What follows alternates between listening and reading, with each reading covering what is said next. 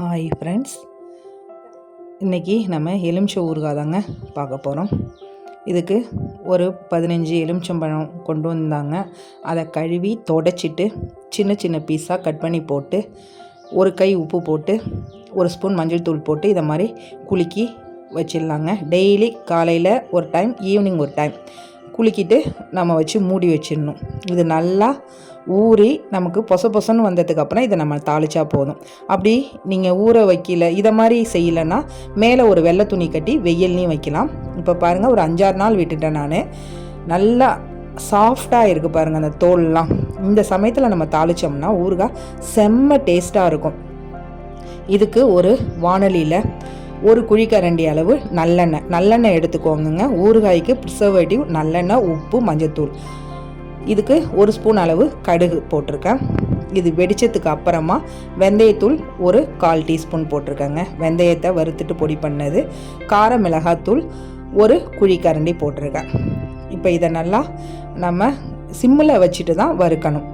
இதை மாதிரி கிண்டி விடுங்க. சிம்மில் இருக்கணும். ஹை ஸ்பீடில் இருந்ததுன்னா அது கரிஞ்சிட சான்சஸ் இருக்குது. இப்போ இதை எடுத்து நம்ம ஊறுகாயில் கொட்டிடலாங்க. கொட்டி இதை நல்லா கிண்டி விட்டுடலாம்.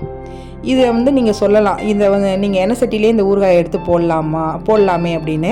அப்படி செஞ்சோம்னு வச்சுக்கோங்களேன், அது அப்படியே அடியில் பிடிச்சிடும். அதுக்காக தான் மண் சட்டியில் நம்ம ஊறுகாய் வச்சு ஊற வச்சுருக்கோம். நீங்கள் பீங்கான் ஜாடிலையும் வைக்கலாம், இல்லை பாட்டிலில் கூட வச்சு அதை மாதிரி ஊற வச்சு எடுத்துக்கலாங்க. நான் மண் சட்டியில் தான் வச்சுருக்கேன். டேஸ்ட் சூப்பராக இருக்கும்.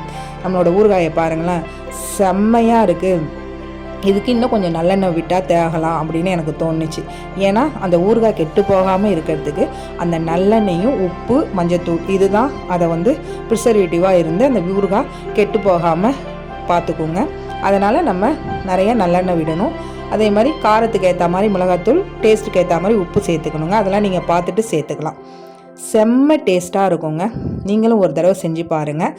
இது நல்லா ஊற டேஸ்ட் நல்லா இருக்கும். இதை நீங்கள் ஒரு பிஸ்னஸாக செய்யலாம். காலங்காலமாக நம்ம அம்மாக்கள், அதுக்கு முன்னாடி பாட்டி, இவங்கெல்லாமே வீட்டில் இருந்தும் ஏர்ன் பண்ணியிருக்காங்கங்க. அந்த காலத்திலேயே அவங்க இந்த ஊறுகாய் பிஸ்னஸை போட்டு எக்ஸ்போர்ட்லாம் பண்ணியிருக்காங்க. எதுவும் முடியாது அப்படிங்கிறது இந்த உலகத்தில் கிடையவே கிடையாதுங்க. முயற்சி வேணும். முயற்சி திருவினையாக்கும்.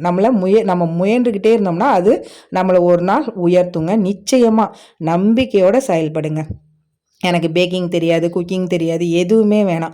வீட்டில் சாதாரணமாக நீங்கள் ஊறுகாய் போடுவீங்கல்ல, அதை போடுங்க. நம்ம சின்ன பிள்ளையில் இருக்கக்குள்ள 80s 90s கிட்ஸுக்கெலாம் தெரியும். ஊறுகாய் பாக்கெட் எப்படி இருக்கும்? டிரான்ஸ்பரண்ட்டான பேப்பரில் தான் வரும், ₹1 பாக்கெட்டு. இப்போ தான் அதை கலர்ஃபுல்லாக மாற்றிருக்காங்க. நீங்கள் அதை மாதிரி கொடுத்து நீங்கள் சேல் பண்ணி பாருங்கள். பக்கத்தில் இருக்க கடைகள், பெட்டி கடைகள், அதிலெல்லாம் கொடுங்க. நல்ல ஒரு மூமெண்ட் தரக்கூடிய ஒரு பிஸ்னஸ் இந்த ஊறுகாய் பிஸ்னஸுங்க. டாப்பில் உள்ளது தான் இதுவும். இதை நம்ம வெளிநாடுகளுக்கும் எக்ஸ்போர்ட் பண்ணிக்கிட்டு இருக்காங்க. இப்போயும் இதை ட்ரெண்டிங்கில் உள்ள பிஸ்னஸ் தான். நிறைய பேர் செய்கிறாங்க. Brahmins mostly செய்கிறாங்கங்க.